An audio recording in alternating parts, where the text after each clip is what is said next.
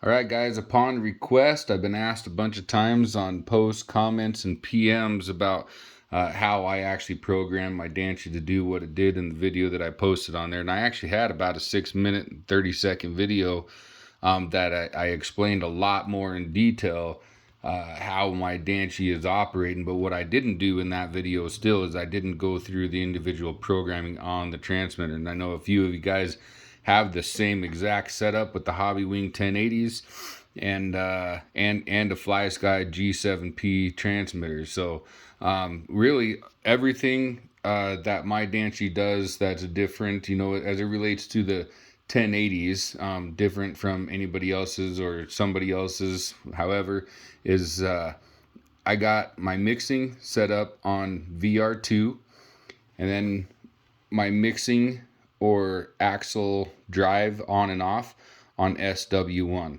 And I'll kind of show you going through the commands on how to get that and what percentage settings and everything that I have on here.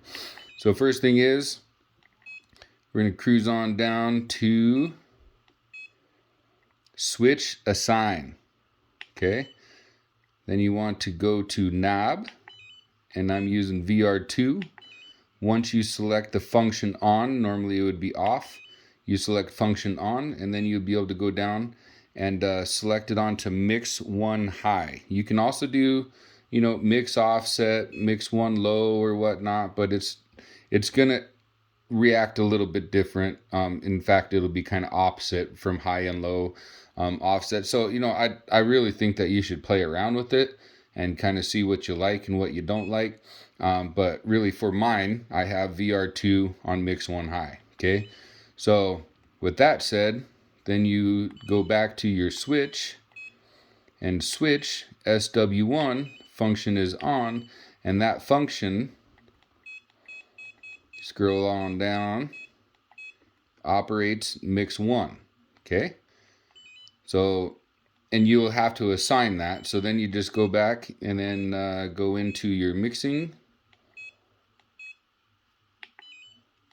mix 1. And these are the set points that I have. So the selectable set points is like the offset here. The offset being 10%, that's what gets rid of the clog stall. Essentially, you are giving more power to the rear axle when you're at 100%. So essentially, sorry, let me show you what happens here, okay? So you see the high and low, 100% here. And right now I'm maxed out all the way forward on VR2, but as I rotate VR2 back, this is what happens. Rotating VR2 back, you start seeing that drop. And what you could do is you could set it from 0 to 100%, but what I did is I went all the way back to negative 100%. And what that does is gives you that zero turn, like kind of like a zero turn lawnmower that it was doing, where your rear wheels are going in reverse and your front wheels are going in forward. You put that thing in crab and it just turns on a dime. If you put it in like 4-wheel steer, it'll kind of strafe left and right. Now pay attention to the offset that you have at 10% though. So you'll have to get it just right to make it not actually advance forward or advance backwards.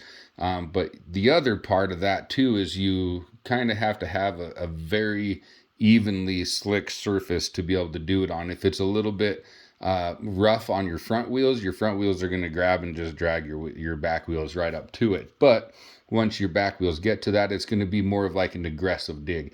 It will not let the vehicle go forward if your rear wheels are biting. So if you're actually overpowering your drag brake by using the switch 1, you can always activate the mix and then reverse this guy all the way back, and then you will have that reverse throttle on the rear axle when your front axle is going forward. And the way that it's set up on here too is when you go into reverse, nothing happens. So it essentially just goes back to normal. But that's just in reverse. Once you try to go forward again, they advance in opposite direction. So I'm going to show you a little bit too. Bear with me with the video. I don't have all the fancy stuff to make the video like feel real good and everything. So got to kind of work through it. So we're going to turn the rig on.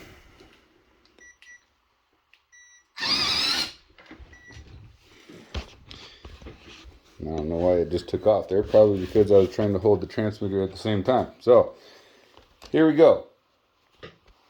First things first, I'm going to go ahead and back out of my menu here. Okay. So, the motion that I have in right now is normal drive mode. Okay.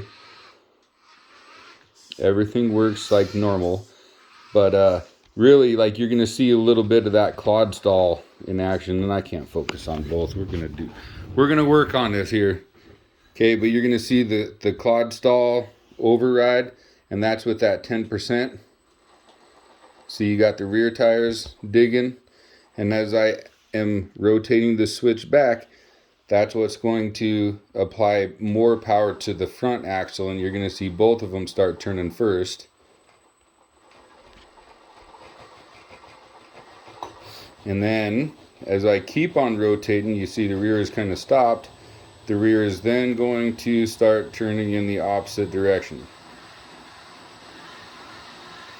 Alright, so now I'm going to back up here a little bit and kind of show you what the switch button is doing. Now this surface here that I'm on is actually fairly grippy for this. So going back into normal mode. And okay, oh sorry, normal mode. Here we go. All right, so now pushing the switch, and now when I start to drive, my rear is it's trying to be locked up right now, but the drag brake is like I said, this surface is pretty sticky. It's still trying to grab it a little bit. So that's when I'm like, okay, you know, I need something a little bit more than just the drag brake, because on a really sticky surface, when the tires are grabbing, it's gonna drag those wheels. Sorry, my phone's only gonna focus on one or the other, so apologize about that. So activating mode, normal, and I'm rotating my VR2 button, and when I get it to the point that I want it, you know, here, like that rear axle is just locked up now. It's gonna kind of try to rotate backwards if it loses traction a little bit, but back in frame.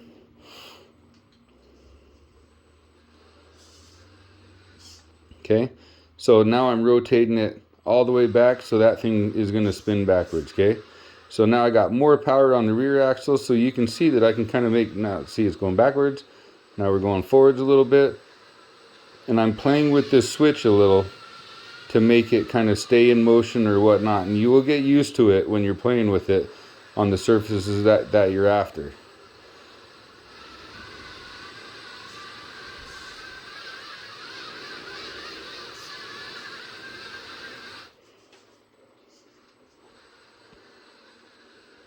Getting it back in the frame here for you. Here's your little zero spin. Pretty fun, looks like cookies, right? Here's the strafing left and right that I was kind of explaining.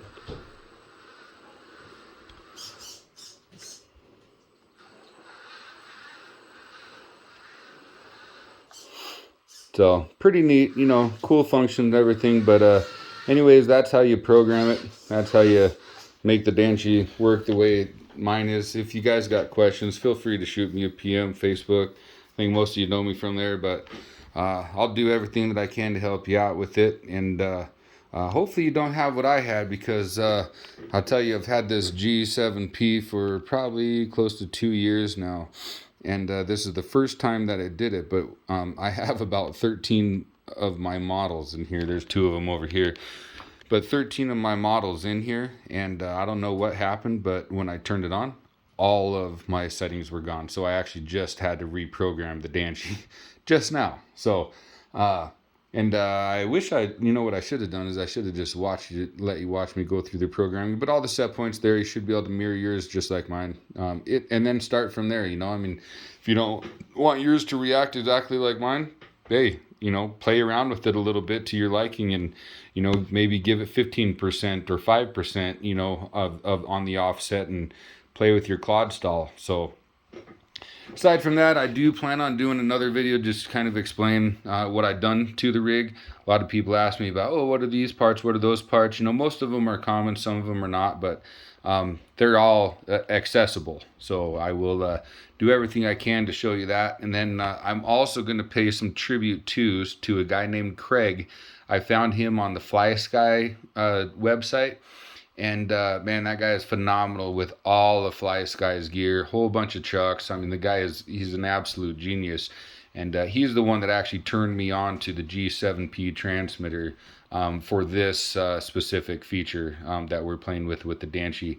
And as soon as I get the whole YouTube thing figured out, I will absolutely put a link down in the description or somewhere down there. I see people writing that, so it must be possible. But I'm going to put it on there so I can pay some tribute to that fella. He is a wizard and a genius, and overall a hell of a good guy. Reaches out and helps anybody. So there you go. Talk to you guys later.